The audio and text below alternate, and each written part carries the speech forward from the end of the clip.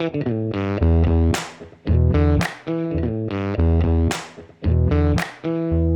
again, folks. I'm John. This is Kevin. And today for a new tool, we have a Melbourne joiner plane. Yep. I might even get to touch it. Yeah. But I am going to stay out of his way. Kevin has a low-angle smooth plane from them, and Yep. I've only seen it in pictures. Yeah. He keeps it under his bed or something. Yeah. So, and it's I don't know if that video is on our website yet, but we did do a little bit of a kind of unboxing with the jack plane, the smoother, and their block plane. This has been some time ago. I'll have to look on the site. I think that video is up, but we've been asking for that one for a while too, because we wanted to kind of take a look at the joiner. We were very impressed with the other planes. The tools themselves are they're high quality. I mean, they are high quality tools. It's a pretty new tool company.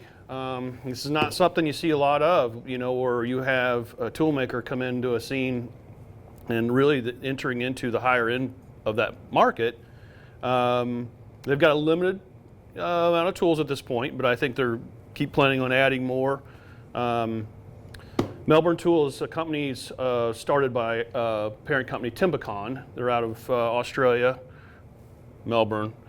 And for your people in Melbourne, I apologize if I'm pronouncing that incorrectly.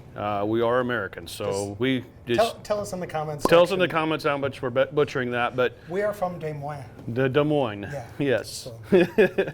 But so new tool company, high quality tools. Obviously, they did a lot of research and a lot of stuff before they released these tools, because I think they got it right on the tools that we've looked at so far. And again, John's not kidding. I use that smoother a lot. We'll get into it a little bit more about that, but the tool is retails for around $270, $280 in that ballpark, I think. That is with just one blade. They are offering up 2 additional blades for a little of an upcharge, and I believe that was $320 in that ballpark for a 50 degree and 38 degree. So, and then for those people out there going, why would you need that? Well, this is a low angle, bevel up. And if you've never used bevel up or low angle planes before, once you start using those, you'll quickly decide that you like them. And the ability to change that angle of the blade, and the reason why John's not been able to see the smoother is I have stuck the 50 degree in that tool, and it works really, really well with figured grains, and I have found it works really well with a lot of white oak. I use a lot of white oak in projects.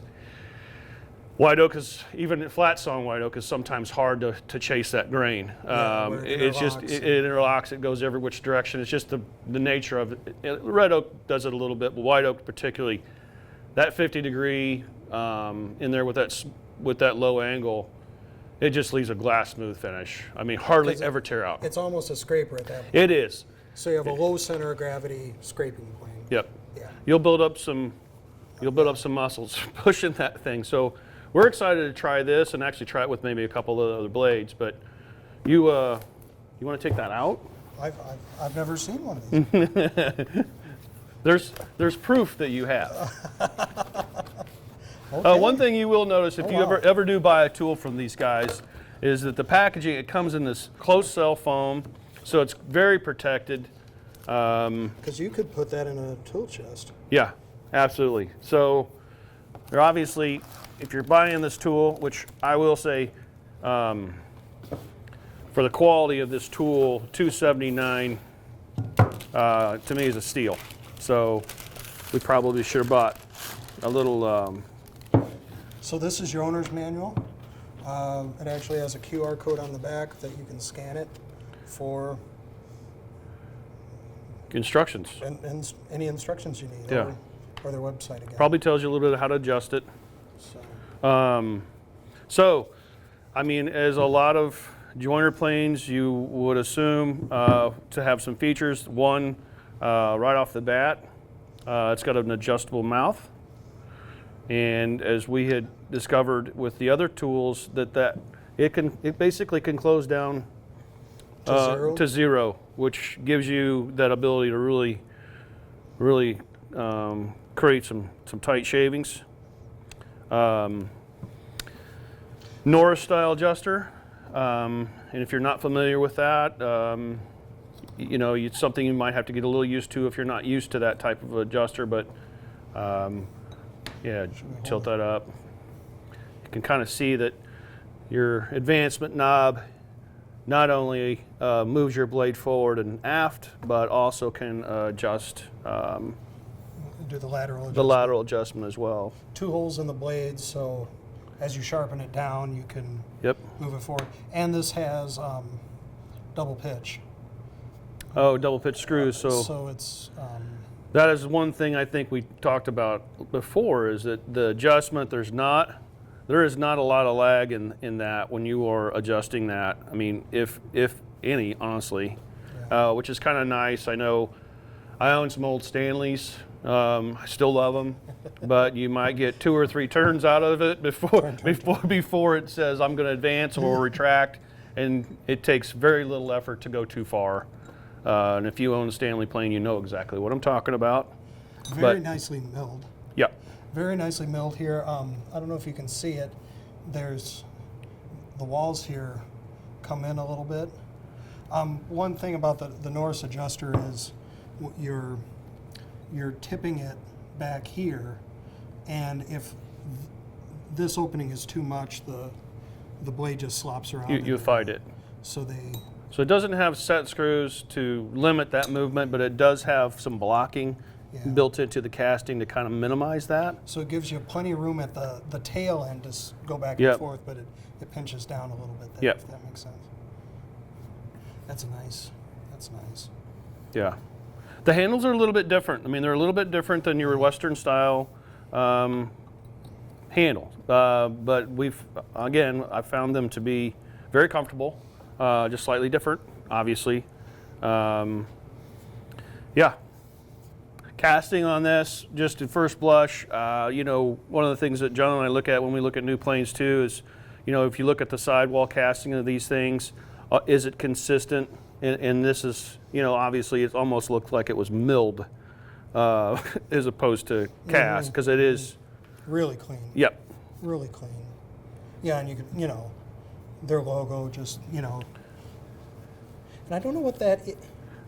It's some sort of paint, but it looks almost like powder coated maybe. It's not thick on there. I don't know either, but first blush, very nice. Do you want to? I'm gonna grab a rag and clean that up, and then do you want to set this up and then? Me set it up. Yeah. Did we bring I any? don't even work here.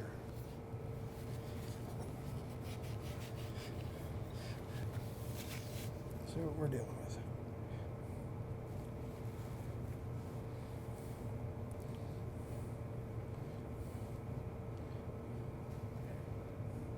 Maybe I got it in the wrong hole. Is this running? Mm-hmm. Damn. Oh.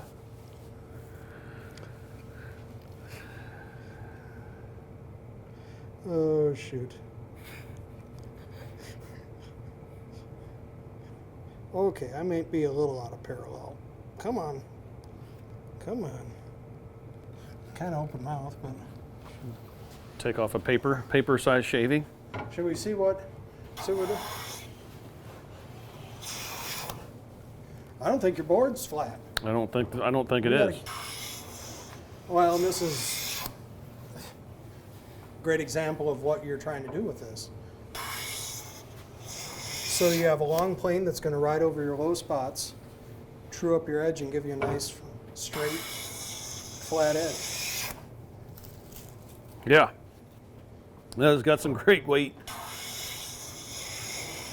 Doesn't look like she's bouncing around at all, does it? No, it doesn't. And feel that. Well, that's all right. So this is, this blade is sharpened at 25 degrees. So 25 plus the bed angle at 12, we're at 37. So this would be good for end grain, and this is good for well-behaved edge and face grain, where you can take advantage of that low angle to really cut nice and clean. Yeah. Looks like you have good balance there. Yeah. Yeah, it feels good.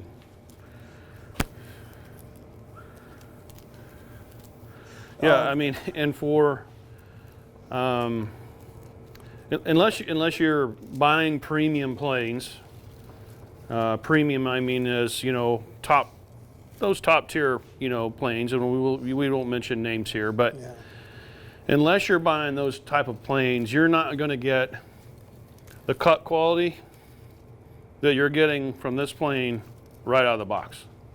I mean, we didn't We wiped the oil off. we wiped the oil off. John set the blade. Yeah. There you go. Talking about the blade, these are high-speed steel coming from Australia, where they get into more abrasive woods.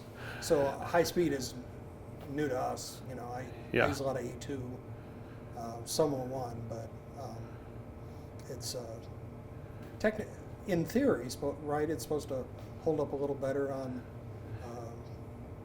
Yeah, I don't know. Yeah, again, it is kind of new. I don't know what the sharpening, what that's going to equate to. Yeah, well, good set of stones. Yeah, So but we need to break out that those bridge timbers where it's got a good amount of sand. yeah, embedded we'll in really it. test it out. Test It's it. out. But no, I mean, I think this is something we'll probably leave around the shop and kind of give this a little bit of a longer test and get back with you guys. But I think honestly, just first impressions, I'm not shocked by this after seeing their tools before. This wasn't a big surprise, but it is a nice tool. I think they nailed it. Not only the styling and everything, but the fit and finish on this. Obviously there was a lot of thought and a lot of care put into that. You know, the details are all very stylish, but yet extremely functional. You know, the knobs are big enough for you don't have to get your pliers out to try to move them, and They're the right size, big enough to grab. Yep. But not comedic where. Right. Exactly. So, yeah. Oh, cool. Anything else? Well, all I can think of is, you know, tell us what you think in the comments. And Yep. what you want to know more about, maybe in our follow-up video. And Yeah. Because we're going to give this a little bit of a test in the shop over the next few weeks or so, and we'll get back to you. So, yeah. Feel free to let us know what you think, and don't forget to like and subscribe. And